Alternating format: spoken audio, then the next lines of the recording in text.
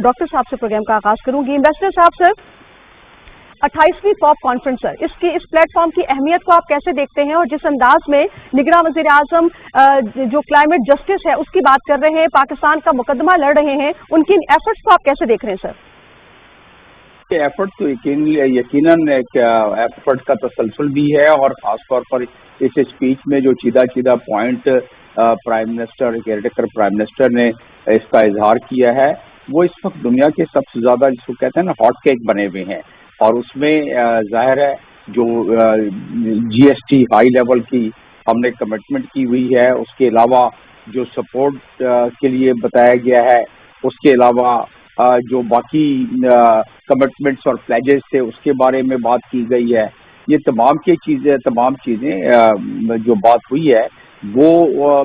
उसका सारा महवर है उन ममालिक पर जिन ममालिक पर की आमदन कम है, पर कैपिटा इनकम कम है। मिसाल के तौर पर हमारा पर कैपिटा इनकम 1600 से भी कम है, हमारी इमिशन जो है वो 0.1% है, बल्कि इससे भी कम है। और जबकि जो हमारी मेगा डिजास्टर है वो दुनिया की उन गलतियों की वजह से हमें भुगतना पड़ रहा है जो डेवलप कंट्रीज की गलतियां हैं। और यही महवर है इन तमाम चीजों का, जो कि केयरटेकर प्राइम मिनिस्टर ने भी जिसकी बात की है, और उन्होंने बिल्कुल इस बात की ये भी बात की है कि ये बड़ी चैलेंजिंग बात है, और चैलेंजेस को हमें देखना चाहिए कि क्लाइमेट एक्सट्रीम्स हमारे पास क्या है, और क्लाइमेट चेंज के लिए जो इस वक्त हमारे मुल्क जो जिससे गुजर रहा है, जिस एक्सपीरियंस से, वो उन्होंने यही जाहिर किया कि बेसिकली वो हमारे अपनी गलतियों से नहीं। और ये इस चीज का हमें अहाता करना चाहिए कि जब मेगा फ्लड हमारे पास आया और जब हमारे 30 बिलियन का नुकसान हुआ गुज़श्ता बरस, तो उस वक्त भी हमने उसके बाद से और अब भी जो COP28 में हमारी एफर्ट्स चल रही है, वो हमारी एक अच्छी क्लाइमेट डिप्लोमेसी है, जिसको यकीनन हम इस लिहाज से सराहते हैं कि उसके रिजल्ट्स और उसके प्लेजेस के हिसाब से काफी चीजें सामने आना शुरू हो गई हैं। क्योंकि क्लियरली केयरटेकर प्राइम मिनिस्टर ने वाज़ेह किया कि इसके हमें अखराजात दुनिया में क्या है, और उसके अखराजात के साथ साथ जो फंड्स प्लेज किए गए हैं पेरिस एग्रीमेंट में 2015 में, जो कि 100 बिलियन थे, वो तो कम है, लेकिन वो भी अब तक उसकी डिसबर्समेंट नहीं हुई है। और पेरिस एग्रीमेंट के ही आर्टिकल 9 में ये दिया हुआ है कि जो डेवलप्ड कंट्रीज हैं, जो कार्बन एमिशन जो ज्यादा कर रही हैं, वो इन फंड्स को इकट्ठा करके और उन कंट्रीज में जहां के इसका असर पड़ रहा है, उन कंट्री के मिटिगेटिंग फैक्टर के लिए ये दिया जाएगा। लेकिन इस पर अमल दरामदी नहीं हुई, बल्कि पिछले साल सेक्रेटरी जनरल अगर ना आते और अगर उन्होंने कॉल ना दी होती $160 मिलियन की शुरू में, तो जो पैसे थोड़े से मिले हैं हमें फंड्स अपनी इंफ्रास्ट्रक्चर की उसके लिए रिस्टोरेशन के लिए, वो उसका मिलना भी बहुत ज्यादा हमारे लिए मुश्किल था। तो इस लिहाज से कहा जाए तो प्राइम मिनिस्टर ने जिन सीधा चीजों की बात की है, उनकी इस वक्त बड़ी दुनिया में उस पर तवज्जो दी जा रही है। और उस लिहाज से अगर देखा जाए तो ये एक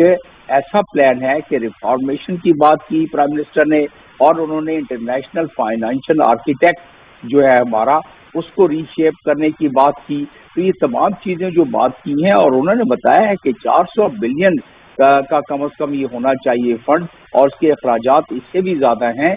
2020-50 तक की अगर बात की जाए, और उसका अहाता करते हुए उन्होंने तमाम इन चीजों का जब जिक्र किया, तो उससे यही महसूस होता है कि इसे फॉलो अप करने में जो क्लाइमेट डिप्लोमेसी के तहत हमने पहले भी किया, और इस स्पीच और इस एंगेजमेंट के बाद जो हमारी COP28 की एंगेजमेंट है, उस एंगेजमेंट के बाद उस क्लाइमेट डिप्लोमेसी में मजीद जान आ जाएगी। क्योंकि इसमें सेक्रेटरी जनरल ने भी बड़े वाज़ेह तौर पर कुछ बातें की हैं, और सबसे बड़ी बात यह है कि किंग चार्ल्स ने जो बात की उसमें पाकिस्तान का नाम लिया उन्होंने, और पाकिस्तान का नाम लेते हुए उन्होंने बड़ी क्लियरली बताया है कि मौसमियाती तब्दीली जो है आइंदा नस्लों के लिए भी खतरनाक है ये। लिहाजा उन्होंने कहा कि مستقبل میں زیرو کاربن پالیسی اپنانا، گرین ٹیکنالوجی کی منتقلی ضروری ہے، جو کہ پاکستان بھی اس پہ کر رہا ہے، اور ماحولیاتی آلودگی کو کم کرنے کے لیے بھی کنگ نے بات کی. تو یہ تمام چیزیں اور انہوں نے خود بات کی چارلز نے کہ 4.5 جو ٹریلین ڈالرز کی ضرورت پڑے گی سالانہ طور پر. تو انہوں نے ورلڈ کو اس معاملے میں بہت کلیئرلی واضح کر دیا کہ اس کی کیا اہمیت ہے. اور اگر اس کو دیکھا جائے تو ہم نے ایک خوش آئند بات بڑی یہ ہے کہ ہم نے اس مرتبہ اپنے جو ہمارا بجٹ آ رہا ہے اسے ہم نے کلائمیٹ چینج کے ریزیلینس بنانے کے لیے وہ ہم نے الائنمنٹ کی ہے. یعنی کہ صوبوں کے جو ڈیولپمنٹ بجٹ ہیں جو مرکز کے ہیں اور جو اخراجات ہیں انفراسٹرکچر پہ، اس کو ہم کلائمیٹ چینج سے الائن کر رہے ہیں اس کو، تاکہ آئندہ میٹیگیٹنگ ایفیکٹ ہم اس پہ ڈال سکیں. اور اس لحاظ سے ہم اب جتنے بھی پروجیکٹ کریں گے اس کو الائن کریں گے، اور جو فنڈز ہمارے پاس باہر سے بھی آئیں گے جو ہم سے وعدے کیے گئے ہیں اس میں بھی ہم اس چیز کو رکھیں گے. تو یہ ایک ایس ڈی جی کا حصہ بن جائے گا اور ایس ڈی جی کے جو عوامل ہیں. جی ڈاکٹر صاحب، امبیسڈر صاحب سے میں آپ کی جانب آؤں گی. سر، کوپ میں جتنے بھی لوگ ہیں سر، جتنے بھی ممالک ہیں، وہ تو سارے سر والنٹیئر ہیں نا، جن کو یہ کہا جا رہا ہے، جو پلجز بھی دیتے ہیں، جن کو یہ بتایا جا رہا ہے کہ آپ کی جو ترقی ہے اس کا خمیازہ جو ہے وہ ترقی پذیر ممالک بھگت رہے ہیں اور ان پر سارا اثر پڑ رہا ہے. لیکن سر، کیا آپ یہ نہیں سمجھتے کہ کوئی بائنڈنگ ریزولوشن آنا چاہیے اس حوالے سے؟ دیکھیں، جتنے بھی دنیا کے ملٹی لیٹرل ایگریمنٹ ہوتے ہیں جیسے کہ پیرس ایگریمنٹ ہے، تو اس میں اگر اس کی وائلیشن کرتے ہیں ممبرس اس کے، یا جو ریٹیفائڈ جنہوں نے کیا ہوا ہے، 190 کے قریب ممالک ہیں جنہوں نے اس پہ جو اس کے سگنیٹریز ہیں ملٹی لیٹرل انسٹرومنٹ یا ملٹی لیٹرل ایگریمنٹ کے، اس میں سے تقریباً ساروں نے ریٹیفائی کر دیا ہے. کچھ رہ گئے ہوں گے ابھی، لیکن ان کا بھی ایک بائنڈنگ تو بنتا ہے. لیکن اس کا طریقہ کار یہ ہے کہ اگر کسی ملٹی لیٹرل ایگریمنٹ کی خلاف ورزی ہوتی ہے تو اسے ایک طریقہ کار کے تحت پھر جنرل اسمبلی میں لے کے جا سکتا ہے اور سیکورٹی کاؤنسل میں بھی لے کے جایا جا سکتا ہے. لیکن انٹرنیشنل کمیونٹی جب بھی ملٹی لیٹرل ایگریمنٹ کی امپلیمنٹیشن کی طرف جاتی ہے تو کوشش کرتی ہے کہ وہ کنسنسس کے ساتھ جائے، کیونکہ اس میں بہت ساری قباحتیں ہوتی ہیں، جس طرح کہ آپ نے ابھی بیان کیا کہ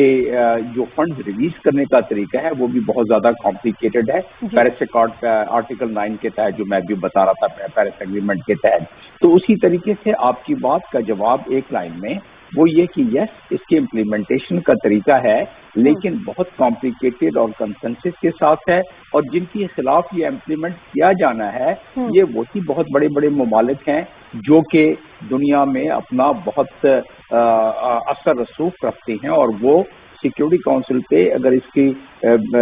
لے جایا جائے ریزولوشن کسی ملک کے خلاف، وہ ویٹو ہو جائے گا. اس لیے اس کی ایک نفسیاتی ویلیو زیادہ ہے، اس کی امپلیمنٹنگ ویلیو کم ہے. لیکن ابھی جو ہو رہا ہے جس میں جو یہ پلیجز آ رہے ہیں، یہ پلیجز جو کاربن ایمیشن ممالک زیادہ کر رہے ہیں ان کی طرف سے زیادہ آ رہے ہیں، جو ظاہر ہے. اور پرائم منسٹر آف پاکستان نے بڑے واضح طور پہ یہ کہہ دیا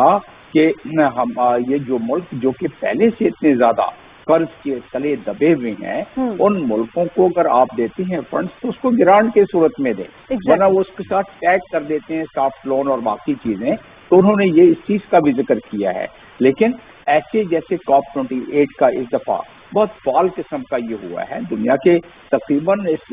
تمام کے تمام جو اس کے ممبر کنٹریز ہیں ساروں نے سائن کیا ہوا ہے اس پر. تو وہ اس میں شاید ہی کوئی ایسا ملک ہے جو کہ مسنگ ہو، ان کے سربراہان یا ان کے ہیڈ آف دی گورنمنٹ یا ان کے نمائندے نہ آئے ہوں. یہ سارے کے سارے آئے ہیں یہاں وقت. اور اس میں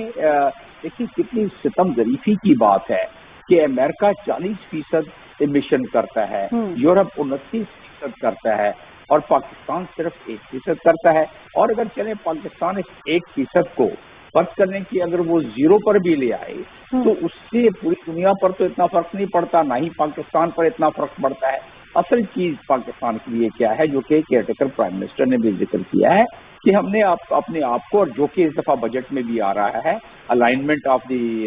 آل دا ڈیولپمنٹ فنڈ، اور اس کو الائنمنٹ کر رہے ہیں ایس ڈی جی سے، سسٹینیبل ڈیولپمنٹ گول سے. اس کا مقصد صرف یہ ہے کہ ہم ریزیلینٹ یعنی میٹیگیٹنگ فیکٹر کے طرف چلے جائیں. کوئی ظلم کی بات ہے. ہماری ایک 1/3 آف پاکستان واز سبمرجڈ ان 2010. پچھلی دفعہ بھی ایسے ہی ہوا. تقریباً 95,000 اسکوائر کلومیٹر کا افیکٹ ہو جانا کسی ملک میں, اور تقریباً 700,000 کیوسک کا پانی کا اخراج ہو جانا سپر فلڈز میں, یہ دنیا کے لیے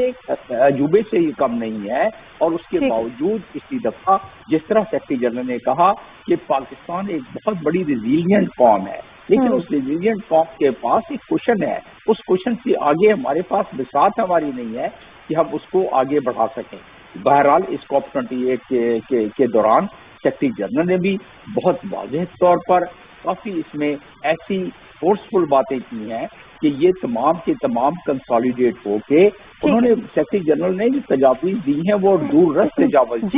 ہے. اور ان کا کہ فاسل فیول جو ہے ان کمپنیوں کا جو فرسودہ کاروباری ماڈل ہے اس کو نہ بڑھایا جائے مزید, اور اس کے علاوہ سبسڈی کو ختم کیا جائے, فاسل فیول پہ ٹیکس کو بڑھایا جائے, موسمی تبدیلی کے اثرات جو ہیں اس سے نمٹنے کے لیے ہنگامی بنیادوں پر کام کیا جائے, ترقی یافتہ ممالک کو. یہ تمام کی تمام گفتگو جو اس میں ہوئی ہے یہ اس کا حصہ بنے گا. اس میں ریزولوشنز پاس ہوں گے, اس کے بعد اس کی مانیٹرنگ ہوگی, اس کی امپلیمنٹیشن کا معاملہ ہوگا. بالکل ٹھیک. ڈاکٹر انویسٹر صاحب سر, میں آپ کی موجودگی کا فائدہ اٹھاتے ہوئے کچھ بات کرنا چاہ رہی ہوں. پاکستان اور UAE کے تعلقات کے حوالے سے آج وزیر اعظم نے متحدہ عرب امارات کی حکومت اور وہاں کی عوام کو 52ویں ان کے قومی دن پر مبارکباد بھی پیش کی ہے. سر, UAE پاکستان کے تعلقات کی اگر ہم بات کریں سر, ہمیشہ UAE پاکستان کا ایک بڑا گہرا اور اچھا اور سچا دوست بن کے سامنے رہا ہے. کسی بھی مشکل وقت میں, چاہے معیشت کے حوالے سے اور دیگر معاملات ہوں, پاکستان کے ساتھ ہمیشہ وہ شانہ بشانہ کھڑا رہا ہے. کیا کہیے گا سر؟ جی بالکل, دیکھیں ہم نے تو UAE کے لیے, اور وہ ریکگنائز کرتے ہیں, جب میں وہاں سفیر تھا اس وقت بھی ہز ہائنس شیخ محمد بن زید جو اس وقت وہاں کے پریزیڈنٹ ہیں, اس وقت کراؤن پرنس تھے, اور ان کے والد ان کے بھائی محترم وہ جب پریزیڈنٹ تھے تو جب ان سے بھی ملاقات ہوتی تھی تو اسی چیز کا تذکرہ کرتے تھے, چاہے وہ ایمریٹس ہو, ان کا بینکنگ نظام ہو, ان کا ہو, ان کی نیوی ہو, ان کی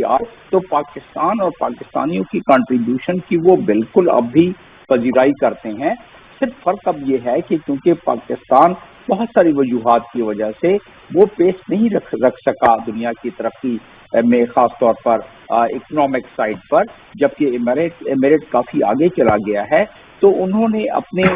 تمام جو سسٹم ہے اس کو بھی اپ گریڈ کر لیا ہے. جبکہ وہ پاکستان کی طرف دیکھتے ہیں کہ پاکستان میں اتنے باصلاحیت موجود ہیں لوگ, اور جب وہ بائیلیٹرل ریلیشن کی بھی بات آتی ہے, جب بھی جس طرح پرائم منسٹر بھی وہاں ہیں اور وہاں انہوں نے UAE کے بارے میں بات کی, جو ہمارے ریلیشن شروع سے UAE میں رہے ہیں,